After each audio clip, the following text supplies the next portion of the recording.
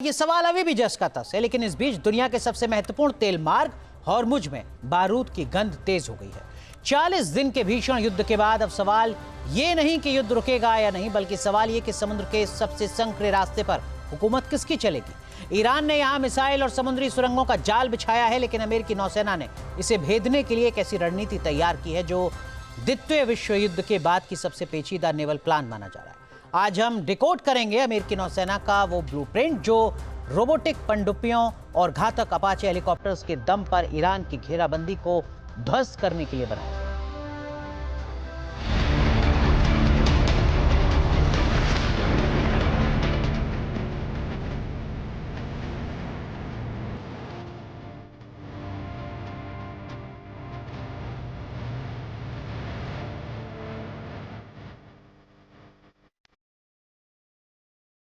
सिर्फ 21 मील चौड़े हॉर्मुज में हो रही हलचल ने पूरी दुनिया की सांसें अटका रखी।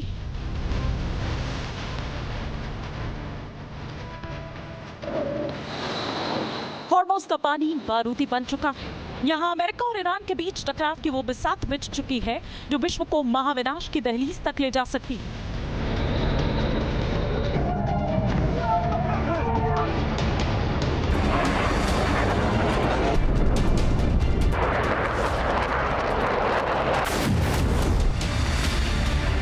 बातचीत फेल होने के बाद ईरान ने यहां अपनी घेराबंदी और कस ली है, लेकिन इस बार अमेरिका ने काउंटर ब्लॉकेट कर ईरान का दम घोटाने का प्लान बना लिया है। सवाल है कि आखिर अमेरिकी नौसेना हॉर्मुज में ईरान के इस अभेद्य दुर्ग को कैसे तोड़ेगी।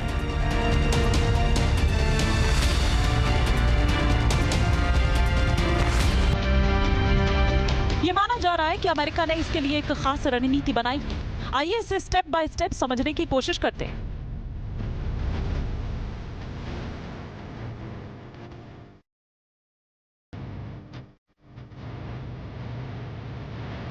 पहला सवाल, क्या अमेरिका अपने विशालकाय विमान वाहक पोतों को इस मौत की संकरी गली में उतारेगा?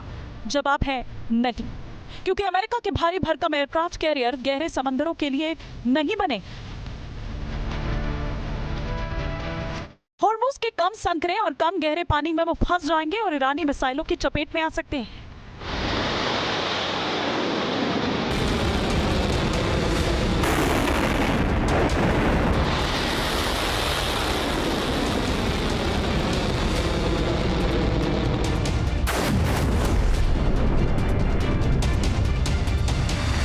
इसीलिए मीडिया रिपोर्ट्स के मुताबिक अमेरिका ने एक ऐसी चतुराई भरा और हाईटेक ब्लूप्रिंट तैयार किया है जो युद्ध का गेम प्लान बदल सकता है। इसे द्वितीय विश्व युद्ध के बाद की सबसे जटिल स्ट्रैटेजी मानी जा रही है।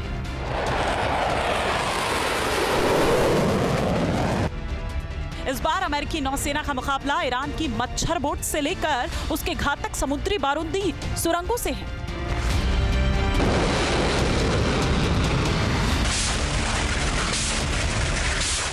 ईरान की मॉस्किटो बोट्स असल में उसकी फास्ट अटैक क्राफ्ट्स या छोटी और तेज रफ्तार नौकाओं के दस्तों को कहा जाता है। इन्हें ये नाम इनकी फुर्ती और झुंड में हमला करने की रणनीति के कारण दिया गया है।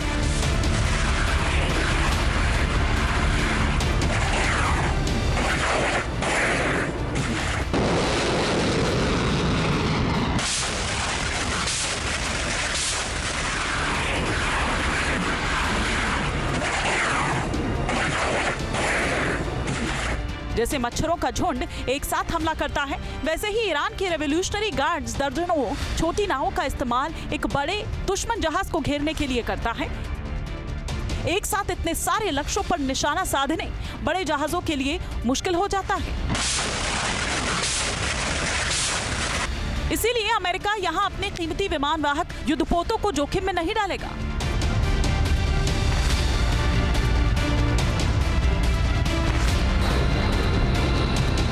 40 दिनों की जंग में अमेरिका समझ चुका है कि हॉर्मुज के संकरे रास्ते में पारंपरिक युद्ध काम नहीं आता।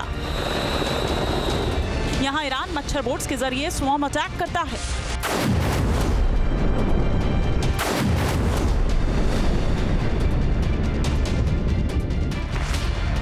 अमेरिका की नई रणनीति इन बोट्स को मुख्य जहाजों तक पहुंचने से पहले ही आसमान से खत्म करने की है, जिसमें अपाचे और A-10 थंडरबोल्ट एयरक्राफ्ट की भूमिका निर्णायक होगी।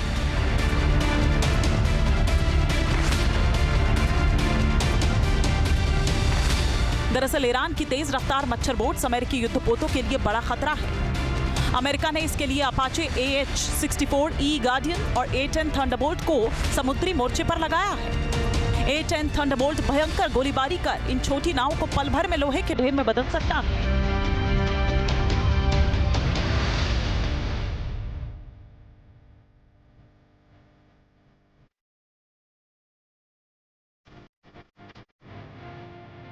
वहीं Apache helicopter Hellfire Romeo missiles का इस्तेमाल कर सकते हैं, जो विशेष रूप से छोटे और गतिशील लक्ष्य को भेदने के लिए बनाई गई है।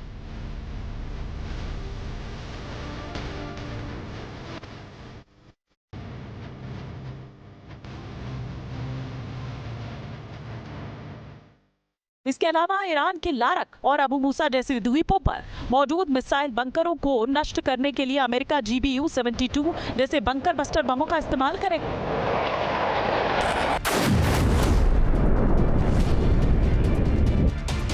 अमेरिका की रणनीति डेडली यानी छोटे स्तर पर घातकता।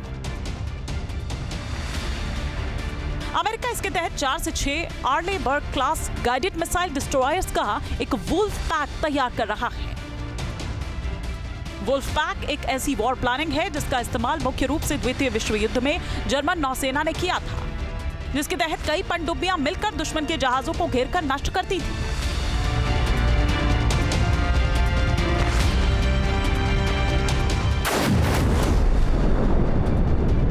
अमेरिकी नौसेना भी इसी रणनीति पर अमल कर सकती है।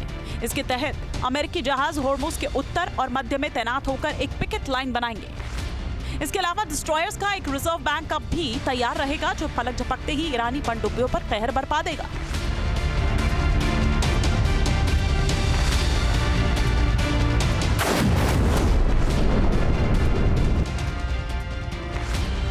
अमेरिका की SM-2 और SM-6 इंटरसेप्टर मिसाइल्स के जरिए ईरान की तटीय मिसाइल्स को हवा में ही खत्म कर दिया जाएगा। वहीं गहराई में वर्जीनिया क्लास सबमरीन ईरान की किलो क्लास पनडुब्बियों का काल बनकर तैनात रहेगी। वर्जीनिया क्लास सबमरीन को समंदर का साइलेंट हंटर भी कहा जाता है, जो दुश्मन की पनडुब्बियों को खाक में मिला देती है। इस रणनीति के तहत सतह और गहराई से आने वाले खतरों को पहले ही खत्म कर दिया जाएगा।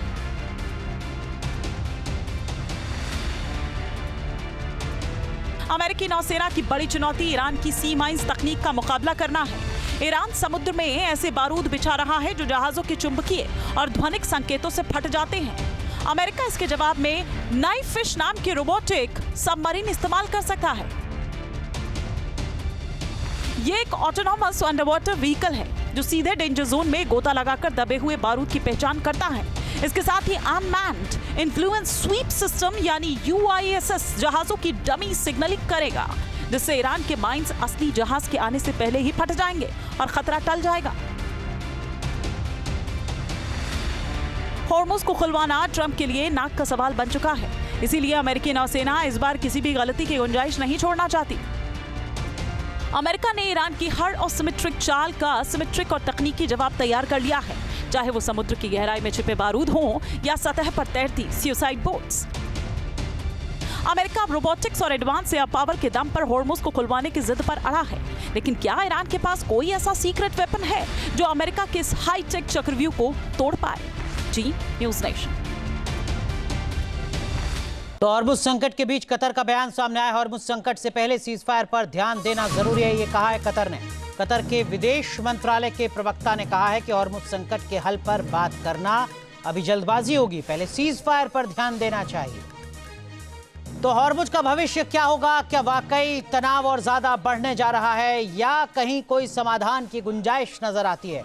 ये समझाने के लिए हमारे साथ एक खास पैनल जुड़ रहा है। ईरान से हमारे साथ जुड़ रहे हैं प्रोफेसर नजर अब्बास, लंदन से हमारे साथ जुड़ रहे हैं लॉर्ड रामी रेंजर, हमारे साथ भारत के पूर्व राजनयिक सुशील सिंघल साहब जुड़ रहे हैं और जाने माने defence expert major general retired Anuj Mathur साहब जुड़ रहे हैं। आप चारों का बहुत बहुत स्वागत है।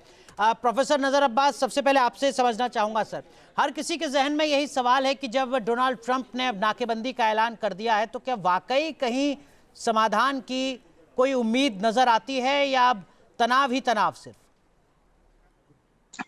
जी बिस्मिल्लाहिर्रहमानिर्रहीम। मुझे इनवाइट करने के लिए बहुत शुक्रिया। सबसे पहले आपको, तमाम पैनलिस्ट को और जितने भी आपके दर्शक उनको आदाब अर्ज करते हैं। देखिए, डोनाल्ड ट्रंप के पास कोई रास्ता नहीं है और वो इतना ज़्यादा इस जंग के दलदल में उलझ चुके हैं कि उनको समझ में नहीं आ रहा कि किस तरह इससे बाहर निकले। और आप अगर पीछे जाएँ, एक फ्लैशबैक देखें तो जिस तरह की धमकियाँ इन्होंने ईरान को दी थी, कभी कह रहे थे कि हम जो है खर्क आइलैंड पे कब्ज़ा कर लेंगे, कभी कह रहे थे कि हम लैंड इन्वेजन करेंगे, कभी ये सिविलाइज़ेशन खत्म करने जा रहे थे, कभी कहते थे कि ईरान के आसमान के ऊपर हमारा कब्ज़ा है पूरी तरीके से, कभी कहते थे कि हम जो है हुर्मुज़ को खुला लेंगे। तो ये बैकआउट करते-करते, पीछे हटते-हटते, सरेंडर करते-करते इस स्थिति में पहुँचे हैं कि अब उन्होंने एक नया तमाशा दुनिया के लिए शुरू किया है जिसको नेवल ब्लॉकेड कह रहे हैं। जो गलती इन्होंने जंग की शुरुआत में की थी कि इन्होंने वेनेजुएला समझा था ईरान को कि हम जो है ईरान के हेड ऑफ स्टेट को वेनेजुएला के हेड ऑफ स्टेट की तरह हटा देंगे, खत्म कर देंगे तो पूरा मुल्क जो है हमारे सामने तस्लीम हो जाएगा। जो नहीं हुआ उसमें पूरी तरह से फेल हुए। दोबारा उसी का बहाना लिया है कि हमने वेनेजुएला में ब्लॉकेट किया था तो हमारे कंट्रोल में आ गया वेनेजुएला, तो ठीक है। वही चीज़ हम ईरान में कर देंगे। यानी एक फेल्ड मॉडल को दोबारा इजरा करने की, दोबारा इम्प्लीमेंट करने की ठीक है। कोशिश कर रहे हैं। अब्बास कोई साहब, खास नतीजा ऐसे नहीं होने अब्बास साहब वाला है। लंदन से हमारे साथ लॉर्ड रामी रेंजर हैं, जरा उनकी ओपिनियन जान लेते हैं। जो आप कह रहे हैं उससे कितना इत्तेफाक वो रखते हैं। लॉर्ड रामी रेंजर साहब, आप सहमत हैं इस बात से, इत्तेफाक रखते हैं जो प्रोफेसर अब्बास कह रहे हैं? ये फेस सेविंग सिचुएशन है कि कुछ नहीं कर पाए तो नाकेबंदी का ये ऐलान सही। सबसे पहले तो वी हैव टू अंडरस्टैंड कि जब दो इंसान गलती करते हैं तो एक्सीडेंट होता है। अगर एक गलती करे दूसरा उसको बचा ले तो गलती नहीं होती। और उसके बाद जब आप लड़ाई करते हो तो अपना साइज देख लो, उसका साइज देख लो। आपकी इकॉनमी है 500 मिलियन, उनकी इकॉनमी है 32 ट्रिलियन। अब देखो कितनी देर तक अब उनको साथ, ये पाकिस्तान इंडिया वाला साहब है सेम। देखो, मैंने बहुत बार इनके लीडरों को कहा कि देखो, आपको अगर उनको शक है कि आपके पास न्यूक्लियर बम है, क्योंकि आप कहते रहे थे कि हम इजराइल को उड़ा देंगे, तो आप दरवाज़ा खोल के दिखा दो। डरे सो जो पाप कमाए, जिसने कोई पाप कमाए वो डरे क्यों? आप दरवाज़ा खोल के दिखा दो, इंटरनेशनल यूनाइटेड नेशन को दो भी तुम्हारे लॉर्ड रामी रेंजर, माफ कीजिए आपको रोक रहा हूं, अब्बास साहब कहेंगे कि साहब इजराइल तो एनपीटी का हिस्सा नहीं है, वो कैसे बना रहा है न्यूक्लियर बम, किस कैपेसिटी में बना रहा है? देखो, इजराइल और अमेरिका कौन सरपंच होता है लाइसेंस देने वाला कि तुम बना सकते हो, तुम नहीं बना सकते हो? इजराइल ने कभी ये धमकी नहीं दी कि हम ईरान को खत्म कर देंगे, लेकिन ईरान से बहुत धमकी आई है कि इजराइल को खत्म कर देंगे। हिजबुल्ला, हमास, हूती, इनको कौन सपोर्ट करता है? देखो, ये दुनिया में आज वो टाइम नहीं है टेररिज्म का। ना किसी को सपोर्ट करो, ना आप शिकार बनो टेररिज्म के। पाकिस्तान का हाल देख लो, क्या हाल है आज देखो, है जी। इसलिए we have to learn from other people. Syria का हाल देख लो, इराक का हाल देख लेकिन लो। अमेरिका तो सरपंच नहीं बन सकता ना सर, वो तो नहीं डिसाइड कर सकता कि इजराइल बनाए तो ठीक, ईरान बनाए तो दिक्कत। मैं कहता रहा हूं कि दो गलतियां करेंगे तो एक्सीडेंट होगा। एक गलती करता है, दूसरा बचा ले। अपने इतने ब्यूटीफुल पीपल है, ईरान की सिविलाइजेशन इतनी अच्छी है, कंट्री इतनी अच्छी है। इंडियन लोग जाते थे वहाँ रोटी कमाने के लिए, तो उस देश को नुकसान होगा। वो तो शिप पे आए हैं। ठीक है, प्रोफेसर अब्बास आप कुछ कहना चाह रहे हैं, मैं बाकी पैनलिस्ट के पास जाऊंगा, जवाब दीजिएगा। हमारे साथी ने अच्छी बात कही, लेकिन असल सवाल से वो हट गए हैं। उन्होंने एक हाइपोथेसिस पेश की है कि ईरान जो है वो टक्कर नहीं ले सकता यूएस से, वो बिल्कुल अलग। बाकी जवाब दे दूं, असल सवाल था कि नेवल ब्लॉकेट क्या कारगर है, तो इसका सीधा जवाब है कि ये बिल्कुल फेस सेविंग सिचुएशन है, कोई इसमें फायदा नहीं होने वाला है। फिर जो हमारे साथी ने बुजुर्ग हैं, उन्होंने कहा कि ईरान क्यों न्यूक्लियर बम बना रहा है। ये बात ईरान 20-25 साल से बार बार कह रहा है कि हम ये न्यूक्लियर वेपन नहीं बना रहे हैं। एनपीटी का सिग्नेटरी है, IAEA जो ऑर्गेनाइजेशन है उसके इंस्पेक्टर रहते हैं, वो यहाँ पे आके बार बार चेक करके गए हैं। यूएस की इंटेलिजेंस एजेंसी तुलसी गबार्ड कह रही है कि हमारे पास कोई थ्रेट नहीं था, न्यूक्लियर वेपन नहीं बना रहा है, सिर्फ इजराइल की कहने की वजह से इस अटैक को शुरू किया गया है। और ये जो मिसाल दी आपने कि दो लोग टक्कर करते, दो लोग टक्कर नहीं करते। एक इंसान के ऊपर, एक मुल्क के ऊपर हमला किया गया है, उसके हेड ऑफ स्टेट को मार दिया गया है और ये कहा गया है कि हम पूरी सिविलाइजेशन को मिटा देंगे। आप अगर ये कह रहे हैं कि किसी के ऊपर हमला हो, वो डिफेंस ना करे, अपना बचाव ना करे, तो ये बिल्कुल भी इलॉजिकल है, बिल्कुल भी ये लॉजिकल बात नहीं है। इसके अलावा आपने कहा कि ठीक है अब्बास साहब, मैं बाकी पैनलिस्ट को जरा शामिल कर लूं, मैं लौटूंगा आपके पास।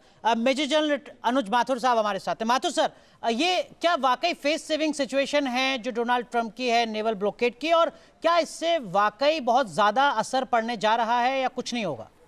माथुर सर।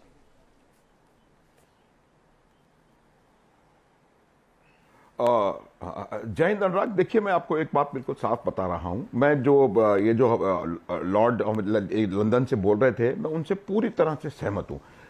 सिवाय इस बात के कि वो किसको हक है इसको दबाने का या नहीं दबाने का। देखिए, एक बात बिल्कुल साफ है, जितना असर ईरान के ऊपर पड़ा है, जितना असर मिडिल ईस्ट के या वेस्ट एशिया के बाकी देशों पर पड़ा है, जितना असर चाइना के ऊपर इसका पड़ रहा है, साउथ एशियन कंट्रीज के ऊपर पड़ रहा है, उसको देखने की जरूरत है। मैं थोड़ी सी आपको स्टैटिस्टिक्स दे दूं कि ये जो स्ट्रेट ऑफ हॉर्मुज है उसमें से लगभग 150 जहाज प्रतिदिन गुजरते थे। 1 मार्च से लेकर के आज तक का अगर आप औसत निकाल लें, एवरेज, वो 8 से कम है। तो उससे नुकसान सारे जितने भी देश, ईरान का भी उतना ही नुकसान हो रहा है। ईरान का और नुकसान इकोनॉमिकली वैसे बहुत हुआ है, उनकी नेवी के ऊपर इतना जबरदस्त प्रहार हुआ है, उनकी बहुत ज्यादा नुकसान हुआ है। आप ईरान के जो रिजर्व बैंक इक्विवेलेंट जो होता है, उन्होंने पेजेश्कियान को कहा है कि हाइपर इन्फ्लेशन ईरान में हो रहा है, 180% इन्फ्लेशन ईरान में होने की संभावना है। बहुत ज्यादा इकोनॉमिक कंडीशंस ईरान की बहुत ज्यादा खराब होने वाली है। सर, मार्च में उसने सबसे ज्यादा तेल बेचा भी है। उसको कौन रोक रहा है इज नॉट इंपॉर्टेंट। मार्च के महीने में ईरान ने सबसे ज्यादा तेल बेचा भी है। कहां बेचा है? कैसे क्या वो तेल? आप मुझे बताएं, 1 मिनट अनुराग भाई, अनुराग मुझे बताएं कैसे, कहां बेचा है? कि जब शिप को 8 निकले हैं, जहां 150 निकलते हैं, तो उनका तेल कैसे गया आगे? हवाई जहाज में? कम ऑन अनुराग, ये आप कह रहे हैं सब नैरेटिव है ईरान की तरफ से। मेरा ये मानना है कि ये बात कहनी, आप मुझे बताएं कि जो 150 की जगह 8 शिप्स, हाँ, नैरेटिव नहीं कह रहा हूं मैं, हो सकता है कि जो 8 हैं वो 8 के 8 ईरान का तेल लेकर के जा रहे हो, लेकिन बावजूद उसके उनके जो एक्सपोर्ट्स हैं उसमें बहुत भयंकर गिरावट आई है। अगर उनके रिजर्व बैंक वाले कह रहे हैं कि 180% इन्फ्लेशन होने की संभावना है, तो उसको मानने की जरूरत है, क्योंकि वो एक बहुत खतरनाक परिस्थिति की तो और आपको ले जा सकती है। तो उसका कोई ना कोई सोल्यूशन ढूंढने की जरूरत है, ना कि उसमें एडमेंट हो गए। देखिए, आप जिस प्रकार से बातचीत हुई थी और जिस प्रकार से हर एक देश ने अपना नया, 1 सेकंड प्लीज, एक अनुराग, वन लाइन रिएक्शन आप रूस का देखिए, वो कहते हैं मैं मीडिएट करने को तैयार है, नॉर्थ कोरिया कह रहा है, चाइना कह रहा है, तो इसका मतलब यह है कि इसका असर हो रहा है हर उस देश पे जो कि पहले एक अलग तरीके से सोचता था। अनुराग, ठीक है, लेकिन सुशील सिंघल साहब, सिर्फ चीन या रूस नहीं, अब तो जो नाटो के देश हैं, यूरोप के देश हैं, वो भी कह रहे हैं कि भाई हम कॉन्फ्रेंस करते हैं, एक बार बैठ के समाधान निकालने की कोशिश करते हैं, क्योंकि इसका असर तो पूरी दुनिया पर दिखेगा ना सर। सिंघल सर, देखिए अनुराग, बात यह है कि ये सब जो लड़ाई हो रही है, कोई भी कुछ कहे, लेकिन असर सबके ऊपर हो रहा है, और चाहे चीन हो, भारत हो, यूरोप हो, क्योंकि हम सबको मालूम है, मैं फिगर बार बार रिपीट करूंगा कि 20% जो ऑयल है, तेल है, क्रूड ऑयल है, वो और काफ़ी हद तक नेचुरल गैस है, वो वहाँ से पास होती है, प्लस नॉर्मल ट्रेड जो है, जाके भारत का ही है, करीब $150 बिलियन का ट्रेड है हमारा उनके साथ में, अपार्ट फ्रॉम ऑयल जो हम खरीदते हैं। तो सभी पर इम्पैक्ट हो रहा है। तो ये कहना कि इस पे एक पे हो रहा है, बी पे नहीं हो रहा है, किसी पे ज़्यादा है, किसी में कम है। जैसे चीन के बारे में बात हो रही है, जब ईरान के ऊपर जिस तरह से ये ब्लॉकेट किया गया है रूस के, अमेरिका के द्वारा, I will not go into the legality, ठीक बात है, लेकिन वो डायरेक्ट मैसेज चीन को है, सही कह रहे हैं। इसका इम्पैक्ट सबसे ज्यादा चीन पर पड़ेगा, क्योंकि जी, तो क्योंकि सारा जो ऑयल था ईरान का, 80% ऑफ ऑयल वहाँ ईरान से चीन को जा रहा था, तो उन पर इम्पैक्ट पड़ रहा है, बहुत ज़्यादा इम्पैक्ट पड़ रहा है, क्योंकि डिस्काउंटेड ऑयल उनको मिल रहा था। ठीक है। दूसरा, चीन से उनके ईरान को जो है रसद भी जा रही थी और भी सामान जा रहा था, तो बहुत बड़ा ईरान को बहुत उससे नुकसान है, काफी नुकसान होगा अगर ट्रम्प की, और क्या उसमें ये कामयाब हो रहे हैं? जो बात सिंघल सर कह रहे हैं, बहुत महत्वपूर्ण बात कह रहे हैं प्रोफेसर अब्बास जी। देखिए, मेरा सवाल आपसे है कि क्या यूएस के अंदर ये दम है, क्या यूएस के अंदर वो कुदरत बची है कि वो चीन जाके शिप्स को रोक सके? चीन ने फौरन ही बयान दिया था जब कल ब्लॉकेट शुरू हुआ, उसके बाद 10 मिनट बाद ही उन्होंने वीडियो जारी किया और बोला कि हमारा जो है स्ट्रेट ऑफ हॉर्मुज पे कंट्रोल है ईरान का, और ईरान जो है वो हमारे शिप्स को निकलने दे रहा है, हम इस मामले में किसी की दखलंदाजी कबूल नहीं करेंगे। मेरा सवाल आप सारे पैनलिस्ट से है, क्या यूएस के और ट्रम्प के अंदर ये दम है कि वो चीन के जहाज को उड़ा दे, फोड़ दे, तबाह कर दे या रोक ले? अगर ऐसा है तो फिर बिस्मिल्लाह, मुझे लगता है कि बहुत अच्छा स्टेप है ट्रम्प को जो है चीन के सारे जो वो जहाज है उनको तबाह कर देना चाहिए। जी हाँ, हम यही चाहते हैं, आप भी समझ लें। ये जो नेवल ब्लॉकेट है, 3 तरह के शिप्स हैं। देखिए अनुराग जी, मुझे 30 सेकंड दीजिए। 3 तरह के मुल्क हैं, एक मुल्क वो है जो ताकतवर है, चीन है, रशिया है, जहां पे ईरान का तेल जाता है। क्या यूएस उनके जहाज को मार सकता है, गिरा सकता है? दूसरे मुल्क ये हैं कि जो यूएस के अलाई हैं, जैसे यूरोपियन नेशन है, इटली है, फ्रांस है, जर्मनी है और बाकी के यूरोपियन नेशन। क्या इनसे ये जो है, अगर मान लीजिए, फर्ज कर लीजिए वो टोल देके, टैक्स देके जाते हैं, तो क्या यूएस इन देशों के जहाज को रोकेंगे? रोकेंगे तो अपनी मुसीबत खुद बढ़ाएंगे। तीसरा जो मुल्क है वो ईरान के मित्र देश हैं, इंडिया है, पाकिस्तान है और थाईलैंड जैसे, जिनको टोल देना ही नहीं है। बातचीत से बात आगे बढ़ रही है, अभी भी उनके टैंक जहाज निकल रहे हैं, तो इनको जब टोल देना नहीं है तो फिर असल में इस ब्लॉकेट का मसला क्या है, इसका नतीजा क्या निकलने वाला है? क्या वो रूस और चाइना के जहाज को मारने वाला है, अपने अलाइज के जहाज को मारने वाला है? इस ब्लॉकेट का मुस्बत असर, देखिए, पॉजिटिव असर लंदन जो से है वो लॉर्ड किसी को रामी नहीं रेंजर पड़ेगा, साहब लेकिन आपके सवाल का जवाब देना चाह रहे हैं। लॉर्ड रेंजर देखिए, जवाब दीजिए, वो सवाल पूछ रहे हैं, बेसिक सवाल। हाँ, मैं अनुराग, मैं आपसे सिंपल पूछता हूँ कि भगवान ने आंखें सबको दी है, विजन बहुत कम दिया है। आप अगर विजन सोचो, इसका एंड क्या होगा? एंड क्या? Do you think people will allow, the world will allow Iran to blackmail their economies? They will all get together against ठीक है सर, Iran. लेकिन अभी प्रोफेसर अब्बास का बेसिक सा सवाल था। अनुराग, एक मिनट। क्या चीन के जहाज को उड़ा देगा अमेरिका? अनुराग, अगर गेस्ट को बुलाते हो, सर, टाइम वेस्ट मत करो। अगर सर, खुद ही बात करनी है तो नहीं मुझे मत सर, मैं बनाया सवाल करो। दोहरा रहा हूं बस नहीं नहीं, सवाल मैं पूरा करता नहीं, बीच में आ जी जाते जी, हो। बोलिए बोलिए। You are supposed to listen. You have invited people. I'm a Sir, lord from please. the house of God. मैं आपको बता रहा हूँ, आप एकदम दूर की देखो कि will the world will allow Iran to blackmail their economies? पहले सारा यूरोप ईरान के साथ था, अमेरिका के अगेंस्ट था। अब वो इकट्ठे हो रहे हैं कि ईरान ने गलत चाल डाल दी है। नंबर 2, जो चाइना है, रशिया से ऑयल ले रहा है, उसको ईरान की ऑयल की जरूरत थी, उसको सब्सिडाइज ऑयल मिल रहा है।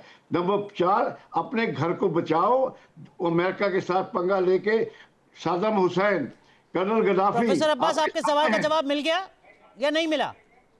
जी, मैं जवाब दूंगा, मैं जवाब देना चाहूंगा, अगर मुझे आप 10 सेकंड। देखिए, ये जो बात कह रहे हैं कि यूरोप नेशन ईरान के साथ नहीं है और अब ईरान के खिलाफ हो गया है, ये बिल्कुल भी जो है बेबुनियाद है। यूरोपियन नेशन मीटिंग करने वाले हैं, किस तरह से बातचीत करके स्ट्रेट ऑफ हॉर्मुज से तेल निकाला जाए। दूसरा, दुनिया जब अलाउ कर रही है कि अमेरिका पूरी दुनिया में दादागिरी चलाए, क्यूबा के ऊपर ब्लॉकेट लगाया हुआ है, वेनेजुएला के ऊपर ब्लॉकेट लगाया हुआ है, गाजा के अंदर 40,000 बच्चे मार दिए गए, तो दुनिया बिल्कुल खामोश थी। तो उसी दुनिया को अब सोचना चाहिए कि यूएस की हेजेमनी कब खत्म होगी। की बड़ी खबर आपको बता दें, हॉर्मुज पर अमेरिका के पूर्व राष्ट्रपति हिलेरी क्लिंटन का बयान सामने आया है। ट्रंप को कैसे पता कि ईरान हॉर्मुज बंद कर सकता है?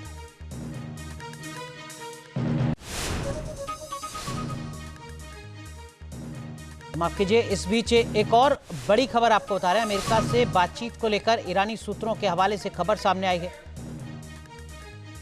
इस्लामाबाद में वार्ता के अगले दौर की कोई तैयारी नहीं। अमेरिका से किसी भी तरह के समझौते की खबर नहीं है। ईरान के हवाले से इस वक्त की बड़ी खबर।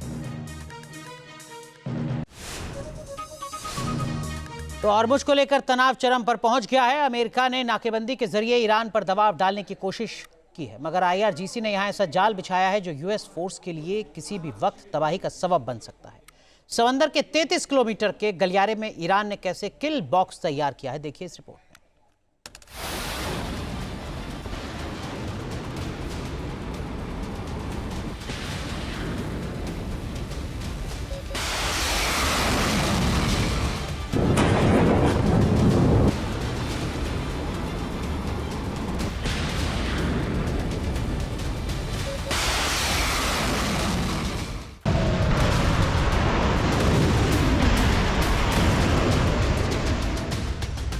हॉर्मुज में ईरान का किल बॉक्स अमेरिका के लिए आफत का सबब बन सकता है। स्ट्रेट ऑफ हॉर्मुज में कोई भी एक्शन अमेरिकी नेवी को सबसे बड़े संकट में फंसा सकता है। हॉर्मुज स्ट्रेट पर कंट्रोल हासिल करना सुपर पावर के लिए बुरा सपना साबित हो सकता है। 40 दिन तक चली ये जंग, जिसमें भीषण बमबारी हुई, घातक मिसाइलें, बम और ड्रोन की बौछार ने इसमें हाहाकार मचा दिया। ईरान और इजराइल समेत पूरे पश्चिम एशिया में भयंकर तबाही हुई। बड़ी बड़ी इमारतें मलबे के ढेर में तब्दील हुई। पावर प्लांट और एनर्जी सेक्टर से जुड़े कई अहम ठिकाने जहां आग की लपटों में घिरे नजर आए, वहीं बर्बादी का ये मंजर बेहद डरावना था। किसी तरह 14 दिन के सीज फायर का ऐलान तो हुआ, मगर हालात अभी भी तनावपूर्ण हैं।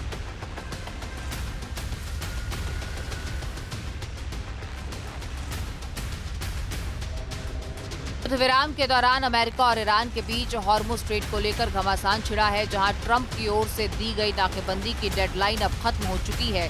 लिहाजा समंदर में विनाशकारी युद्ध और उसके अंजाम को लेकर दुनिया भी सख्ते में है।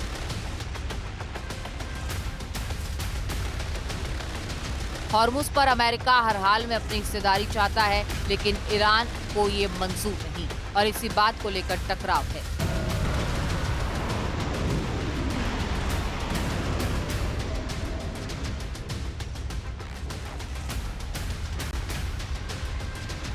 अमेरिका भले ही अपनी सैन्य ताकत के दम पर हॉर्मुज पर अपना अधिकार जमाने का दावा करता हो, भले ही नाकेबंदी के जरिए ईरान को मुसीबत में डालने का दम भरता हो, मगर हकीकत ये है कि हॉर्मुज तक पहुंचना, वहां अपना कंट्रोल कर लेना ये मुश्किल है।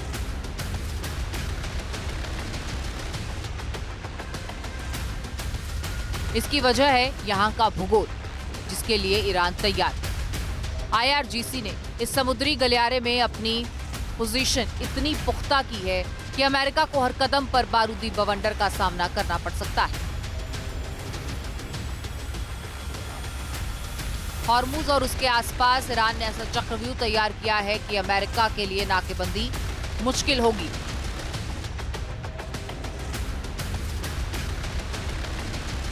हॉर्मुज में शिपिंग चैनल महज 21 से 33 किलोमीटर चौड़ा है, जिसमें उथली गहराई, पहाड़ों, सुरंगों में छिपी हुई लॉन्च साइट्स हैं।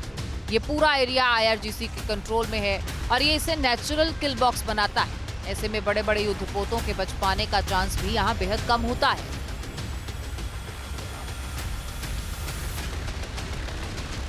जंग की शुरुआत के बाद से ही हॉर्मुज को लेकर ईरान और अमेरिका में टकराव रहा है। सीज फायर के दौरान हालात और भी खराब हुए हैं और इसकी वजह हॉर्मुज को लेकर ईरान का कड़ा रुख है, जिसके पास अभी भी हजारों नेवल माइंस हैं, फास्ट बोट्स, मछली पकड़ने वाले व्हीसल्स, छोटी पनडुब्बियां और इतना ही नहीं, यहाँ छोटी छोटी मिसाइलें भी दुश्मन को गहरे जख्म दे सकती हैं और इसीलिए नाकेबंदी का दावा करना और उसे अमली जामा पहनाना दोनों अलग बातें हैं।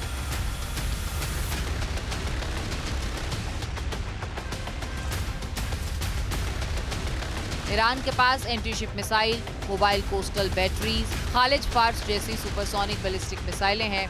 रडार से बचने में माहिर क्रूज मिसाइलें हैं जो दुश्मन के जहाज को जल समाधि दे सकती हैं।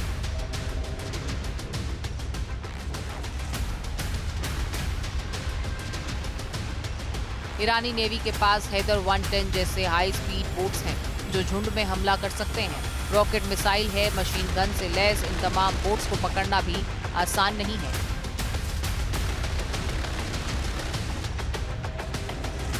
ईरान का टारगेट हॉर्मुज को अपने कंट्रोल में रखना है। अमेरिका के महंगे वॉरशिप और डिस्ट्रॉयर को तबाह करने की धमकी ईरान लगातार देता है और ऐसे में नाकबंदी एक ऐसा मुद्दा बन चुका है जो अमेरिका के नाक में दम कर रहा है।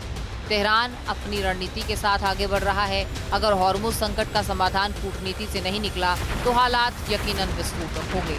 इसमें सैन्य नुकसान तो होगा ही, लेकिन ग्लोबल इकोनॉमी पर भी बुरा असर होगा, क्योंकि ये जल्द नहीं खुला तो तेल की कीमतें 7वें आसमान पर होंगी और हालात बेकाबू। Team news nation.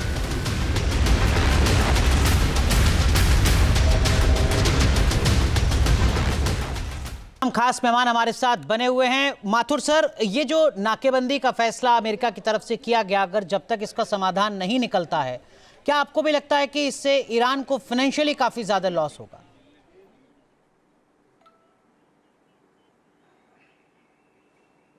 बिल्कुल लगता नहीं है, मतलब आई एम कन्विंस्ड कि फाइनेंशियली कितना नुकसान हो रहा है ये नजर आ रहा है। अगर कोई ये कहने का हम प्रयास कर रहे हैं कि यहां से कोई नाकेबंदी नहीं है, आज पूरे दिन में एक भी जहाज वहां से नहीं गुजरा है, कोई उसकी वजह बता दे। और इसका आपको सीधा साधारण सा सिस्टम समझ में आना चाहिए कि कितनी फ्रीक्वेंसी कम हो गई है। और ये जो नाकेबंदी है, ये नाकेबंदी तमाम पोर्ट्स की नहीं है, ये नाकेबंदी सिर्फ ईरानियन पोर्ट से टू एंड फ्रो मूवमेंट को ब्लॉकेड किया जाने का प्रयास है। हो रहा है या नहीं हो रहा है ये मैं नहीं कह रहा हूं।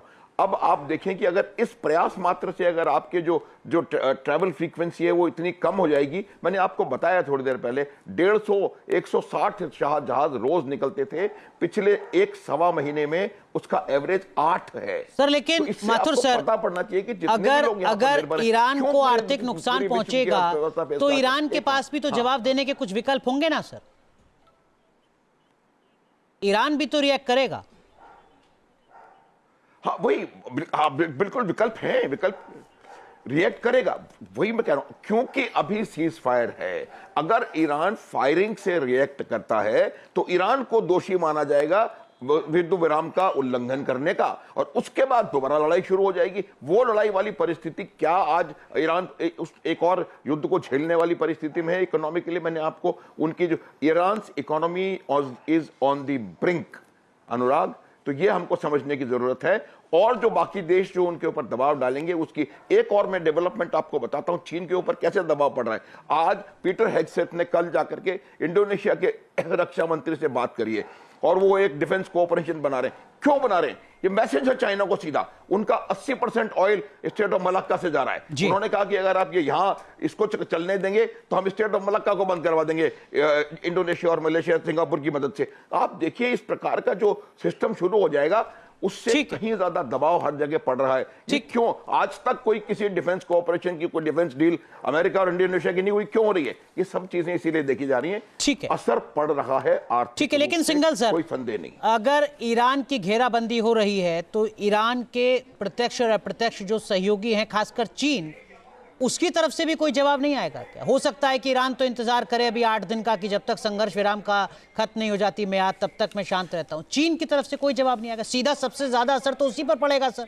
सबसे ज्यादा तेल तो उसी के पास पहुंच रहा है।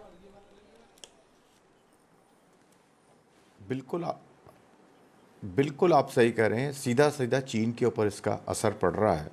और अभी एक खबर, 2 खबरें मैं बताऊं जो मैं पढ़ रहा था कुछ देर पहले, कि एक तो यह है कि ईरान के और रूस के विदेश मंत्री चीन जा रहे हैं बातचीत करने के लिए। दूसरा, अभी चीन के राष्ट्रपति ने एक स्टेटमेंट दिया है और एक 4 पॉइंट का प्रपोजल दिया है यहाँ पर पीस के लिए जी। उसमें उन्होंने ऑफ कोर्स जो 4 पॉइंट हैं वो बड़े जनरल हैं, लेकिन उसमें वो सॉवरेनिटी और रीजनल सिक्योरिटी उसके बारे में बात की है। तो चीन ऑलरेडी रिएक्ट करना शुरू कर चुका है इसके ऊपर। और साथ साथ जब प्रेसिडेंट ट्रंप ने उनको धमकी दी थी 50% टैरिफ की कि अगर चीन मदद करेगा उनकी, तो उसके ऊपर भी उनकी रिएक्शन आई है उनके फॉरेन ऑफिस की कि हम भी चुप नहीं रहेंगे और हम जो है इसका जवाब देंगे। क्योंकि वो कहते हैं कि जो हमारे ईरान और चीन के बायलैटरल रिलेशन है उसमें अमेरिका को इंटरफियर करने का अधिकार नहीं है। तो चीन की तरफ से भी अब थोड़े सख्ती के जवाब आ रहे हैं। अब उसका प्रैक्टिकली क्या होगा ये मैं नहीं कह सकता, ठीक है, क्योंकि अभी जो खबर आई है वो आई है कि 3 जहाज जो हैं वहां से क्रॉस किए हैं, वो चीन के हैं, इस तरीके की खबरें आ रही हैं। जो और 2 जहाज शायद वो ब्लैक लिस्टेड थे, लेकिन किसी ने जो है एक जहाज चीन का गुजरा, इस तरीके की खबरें भी आ रही हैं। लेकिन उन्होंने प्रयास वहां से नहीं किया है, मतलब ईरानियन पोर्ट पर नहीं गए हैं। ठीक है, लेकिन लॉर्ड रॉमी रेंजर सर आपसे भी जानना चाहूंगा, तो जैसा चीन की तरफ से रिएक्शन आएगा, जो बाकी के जानकार हैं वो कह रहे हैं, लेकिन चीन की तो मुलाकात होनी है डोनाल्ड ट्रंप से, संभवतः अगले महीने उनको जाना है वहां पर, रियर अर्थ मटेरियल्स को लेकर बातचीत हो रही है, तमाम चीजों को लेकर बातचीत हो रही है। दूसरी तरफ 50% टैरिफ, ये कंफ्यूजन है या क्लैरिटी है अमेरिका में? अनुराग, पीपल जो intelligent people learn from the others experience, दूसरे के एक्सपीरियंस से सीखते हैं। आज अमेरिका ने पाकिस्तान को कितने आर्म दिए, कितनी तोपें दी, कितनी गन टैंक दिए, हाल क्या है पाकिस्तान का? अगर चीन उनकी मदद भी करता है तो कंट्री तो इनकी तबाह हो रही है, कंट्री तो ईरान तबाह हो रहा है। इतना ब्यूटीफुल कंट्री है, सिविलाइजेशन अच्छी है, लोग अच्छे हैं, अपने आप तो लीडरशिप चाहिए। अपने देश को बचाओ, अपने लोगों को बचाओ, अपनी इकोनॉमी को बचाओ। 50 साल आप पीछे हो जाओगे। आप दादागिरी किसके साथ दिखा रहे हो? अमेरिका के साथ, और सारा यूरोप उनके साथ इकट्ठा हो जाएगा एकदम। फिर उन्होंने जब आप सारे वर्ल्ड की इकोनॉमी को रैंसम में रखोगे तो सारा दुनिया तबाह होगी, गरीब लोग और भी चिल्लाएंगे और ईरान को अगेंस्ट हो जाएंगे। तो पब्लिक ओपिनियन विल टर्न जब उनकी गैस नहीं है, चूल्हे नहीं चल रहे, उनके घर में पेट्रोल नहीं है, तेल नहीं है। तो इसलिए I appeal to Iranian leadership, अपने घर को बचाओ। ठीक है किसी को सर, लेकिन ये अमेरिका की तो दादागिरी है ना। आप मुझे करेक्ट कीजिएगा, और उन दर्शकों को भी जिनको लगता है कि डोनाल्ड ट्रंप ज्यादती कर रहे हैं। मैं पॉइंट वाइज बताता हूं आपको, मैं पॉइंट वाइज बताता हूं सर, आप करेक्ट कीजिएगा। पूरा देश इस वक्त आपको देख रहा है। इराक में परमाणु बम हैं, ये नैरेटिव अमेरिका की तरफ से बताया गया, इराक पर हमला किया गया, आज तक नहीं पता चल पाया क्या है। ईरान को लेकर भी उसी तरीके की तस्वीर अमेरिका की तरफ से बताई जा रही है। आईएईए की तरफ से कोई अलर्ट आज तक जारी नहीं हुआ, लेकिन डोनाल्ड ट्रंप कह रहे हैं तो उसको सच माना जाए। पूरे यूरोप ने अपना पल्ला झाड़ लिया अमेरिका से, ये कहते हुए कि साहब ये आप दोनों की लड़ाई है, हम इसमें बीच में नहीं है। उसके बावजूद अगर आपको लग रहा है कि पूरा यूरोप साथ है डोनाल्ड ट्रंप के, तो इसके पीछे की क्या वजह, और क्या वाकई ईरान की गलती है? लॉर्ड रेमिरेज। अनुराग, अगर लोग कहते हैं कि आपने मेरा पर्स चुराया है, तो आप मुझे अपनी जैकेट दिखा दिए, चेक कर लो, तो उस पे क्या सर, वो तो आईएईए का काम है ना। हाँ, तो उनको इनवाइट करो ना, उनको इनवाइट करो, सारे इनके जो एलआई है उनको इनवाइट करो, वो वेरीफाई करें कि there are no nuclear facility, there no enrichment. वो खुद कह रहा है हम एनरिचमेंट करेंगे। ईरान को एनर्जी की जरूरत है, सारी दुनिया को तेल दे रहा है, उसको एनर्जी, न्यूक्लियर एनर्जी की जरूरत ही नहीं है। लोग तो शक कर रहे हैं, इसलिए वो शक को दूर करने का जो काम है वो ईरानियन लीडरशिप के ऊपर है। यहाँ ठीक है, यहाँ ईगो के ऊपर काम नहीं चलेगा। Innocent people are suffering, world economy is suffering, trade is suffering. ठीक है माथुर सर, क्योंकि एक बहुत बड़ा तबका है जो इसको डोनाल्ड ट्रंप की दादागिरी के तौर पर भी देख रहा है। मैं आपसे समझना चाहूंगा, बिना एनपीटी का सदस्य हुए इजराइल न्यूक्लियर हथियार बना सकता है, क्या वो लीगल है? और अगर वो सही है तो क्या ईरान गलत है? माथुर सर, एक एक करके समझ लेते हैं सर। नहीं, बिल्कुल बिल्कुल। हाँ, देखिए मेरा भी मत यही है। देखिए, आप बहुत सारे देश हैं जिनके पास न्यूक्लियर वेपन सिस्टम्स हैं, हमारे पास भी है, पाकिस्तान के पास भी है, नॉर्थ कोरिया के पास भी है। बात सिर्फ इस बात की है कि ईरान जो है वो एक इस प्रकार का अपना पॉलिसी रखता है कि एक देश को समाप्त कर देगा। वो 13 आतंकवादी संगठनों का सरगना है, 13 आतंकवादी संगठनों को वो उसने पनाह दे रखी है, ट्रेनिंग दे रखी है। आपको ये समझने की जरूरत है। मैं फिर आपकी बात से सहमत हूं अनुराग कि अमेरिका उसका दादागिरी नहीं कर सकता, अमेरिका को दादागिरी करनी भी नहीं चाहिए, और अगर वो कर रहा है वो ठीक नहीं है। लेकिन इस चीज को भी कहीं ना कहीं हमें समझने की जरूरत है कि क्या ऐसे देश के साथ जिसकी हायरार्की, अगर मान लीजिए यही चीज 1979 से पहले होती, मैं आपको गारंटी से बता सकता हूं कि ऐसा कोई स्टेप नहीं लिया जाता। ठीक है सर, लेकिन मैं ईरान की वकालत नहीं कर रहा हूं, मैं तो दर्शकों की जानकारी के लिए आपसे समझना चाह रहा हूं। क्या ईरान ही वो मुल्क नहीं था जहां पर खामनेई साहब ने फतवा जारी कर रखा था कि हम परमाणु बम नहीं बनाएंगे? हाँ, बिल्कुल। क्या इस जंग से पहले हॉर्मुज स्ट्रेट नहीं खुला हुआ था? क्या अमेरिका की तरफ से ईरान पर हमला करके हालात को सुधारा गया है या बिगाड़ा गया है? बिल्कुल माथुर सर, पूरी तरह से अनुराग, बिल्कुल अनुराग बिल्कुल, मैं आपकी बात से पूरी तरह सहमत हूं। ये बिल्कुल मेरे को कोई इसमें शक नहीं है, और मैं आपको असली वजह भी बता देता हूं, क्योंकि ईरान ही क्यों, मैं उसकी वजह बताता हूं आपको। ये सब चीजें हैं, ये एक शराड है। ईरान क्यों? क्योंकि ईरान अपनी भौगोलिक परिस्थिति के हिसाब से एक ऐसे दुनिया के सबसे सर्वाधिक साधन संपन्न क्षेत्र को कंट्रोल कर रहा है। तो वो कंट्रोल कहीं ना कहीं अमेरिका को चाहिए था, ये बात सबको पता है, मैं इसमें कोई दो राय नहीं है। तो उस साधन संपन्न क्षेत्र को कंट्रोल करने के लिए उनको स्ट्रेट ऑफ हॉर्मुज को देखना होगा, ये बिल्कुल साफ है। इसलिए वो चाहते हैं कि ईरान का उसके ऊपर कंट्रोल ना हो। ये बात मैं पूरी तरह से मानता हूं। आपने चूंकि प्रश्न सिर्फ न्यूक्लियर वेपन के हिसाब से कहा था, मैं उसका जवाब दे रहा था। और जहां तक संवर्धन का सवाल है, देखिए, आपको अपनी एनर्जी की रिक्वायरमेंट्स के लिए 4% तक संवर्धन की जरूरत है, उसके लिए 60% संवर्धन करने की आवश्यकता नहीं है। तो आप फतवा कोई भी जारी करें, वो अयतुल्लाह खुमैनी ने इसका फतवा जारी किया था, जो कि 1988 में उसके बाद से उसका फतवे का कोई मतलब नहीं है। यही ईरान है जिसने सबसे पहले इजराइल को मान्यता दी थी। आज वो कहता है इजराइल को जीने का हक नहीं है। तो ये तमाम चीजें चेंज होती रहती हैं। ठीक बात है, बिल्कुल इजराइल को सबसे पहले मान्यता देने वाला ईरान ही था। सिंघल सर, लेकिन अब आने वाले वक्त में स्थितियां क्या होने जा रही हैं? क्या हालात और ज्यादा बिगड़ने जा रहे हैं पूरी दुनिया के, खासकर एलपीजी के फ्रंट पर, पेट्रोल डीजल के फ्रंट पर, और इन्फ्लेशन जो सिर्फ अमेरिका या ईरान में नहीं पूरी दुनिया में दिख रही है?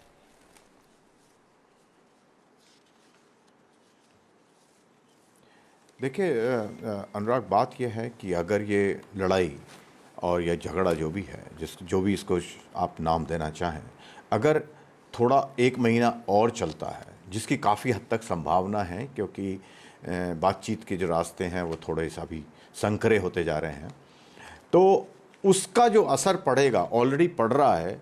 जो आपने सही बोला, इन्फ्लेशन बढ़ेगा और जो है ग्रोथ रेट कम होगी, और पेट्रोलियम प्रोडक्ट्स की जो है अवेलेबिलिटी ऑलरेडी कम होने लगी है काफ़ी देशों में, और देशों को भी इसका इम्पैक्ट पड़ेगा। यूएसए कह रहा है कि मैं इसको फिल करने की कोशिश करूँगा, रशिया को भी काफ़ी फ़ायदा हो रहा है। लेकिन जितना ऑयल यहाँ से जाता है इस रूट से, उसकी उस तरह से जो 2-3 देश पूरी करने की कोशिश कर रहे हैं वो नहीं कर पाएंगे, वो हम जानते हैं। प्लस इसके साथ साथ फर्टिलाइजर की प्रॉब्लम, बिल्कुल, वो आने वाले वक्त में देखेंगे, और फूड प्रोडक्ट की प्रॉब्लम होने वाली है। तो ये जो है 1, 2 या 3 इशू नहीं है, ये तो ठीक बात है। जी बिल्कुल। लेकिन तो समस्या अगर ये चलती रही तो ये बहुत बड़ी समस्या खड़ी होने वाली है। सर, एक चीज आपसे समझना चाहूंगा, अगर ये तनाव किसी नतीजे पर नहीं पहुंचता है तो अमेरिका की जो अंदरूनी सियासत है उसको आप किस तरीके से एनालाइज करते हैं? तब जबकि डोनाल्ड ट्रंप की लोकप्रियता सबसे निम्नतम स्तर पर है, तब जबकि वहां मिड टर्म इलेक्शन होने हैं, अगर ये जंग बहुत जल्दी किसी नतीजे पर नहीं पहुंचती है तो क्या इससे ट्रंप को फायदा होगा या सियासी तौर पर नुकसान होने जा रहा है? इसलिए उनको नतीजा चाहिए किसी भी कीमत पर, जल्द से जल्द।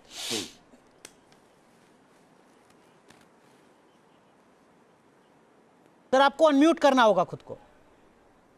जी बोलिए। सबसे पहले हमें अपना फायदा सोचना चाहिए, हमें क्या नुकसान होगा। अमेरिका को नुकसान हो या फायदा हो, उससे हमारे देश को कुछ फर्क नहीं पड़ रहा। इसलिए मैं बार बार कह रहा हूं कि ईरान के लीडरशिप को विजन की जरूरत है, कन्फ्रंटेशन का काम नहीं है, कोलैबोरेशन एंड कोऑपरेशन का काम है। अब मिलके एक दूसरे को, कोई ईगो का कोई चक्कर नहीं है। देयर आर इनोसेंट पीपल, जैसे मेरे पैनलिस्ट ने बोला है, world economy is in crisis, महंगाई बढ़ जाएगी, अनएम्प्लॉयमेंट बढ़ जाएगी। मिडिल ईस्ट में जो गन डाल दिया ईरान ने, कतार में बम मारा, दुबई में बम मारा, अबू धाबी में बम मारा, सऊदी अरब में बम मारा, वो भी उनके दुश्मन हो गए। ये क्या कैसी डिप्लोमेसी है, बताओ मुझे, आप मुझे बताओ, ये डिप्लोमेसी है? ईरानी लोग इतने रहते हैं मिडिल ईस्ट में, दुबई में, उनको भी हमने सेकंड क्लास। ठीक है सर, लेकिन वो कह रहे हैं कि हमारे तो वजूद की लड़ाई है। जब हमसे कहा जा रहा है कि तुम्हारी संस्कृति को खत्म कर देंगे, तुम्हारे वजूद को खत्म कर देंगे, तो फिर हम हथियार ना उठाएं तो क्या करें? ये बात चलो, अगर अनुराग आपको मैं राम राम कर रहा था, मुझे आके मार दिया। मेरे जनरल साहब ने बोला है कि 15 तो ऑर्गेनाइजेशन को सपोर्ट कर दे। ठीक बात, इसमें कोई शक नहीं है, हुती, हमास, हिजबुल्लाह और अब उसी तरीके का टेरर ग्रुप हॉर्मुज। आप देखो, अगर हमको, आप अपनी माइंडिंग योर ओन बिजनेस, किसी को तंग नहीं कर रहे, किसी को गलत काम नहीं करे, कौन आपको तंग करेगा? माथुर सर, समय खत्म हो रहा है मेरे पास, आप कुछ कहना चाह रहे हैं? 10 सेकंड सर।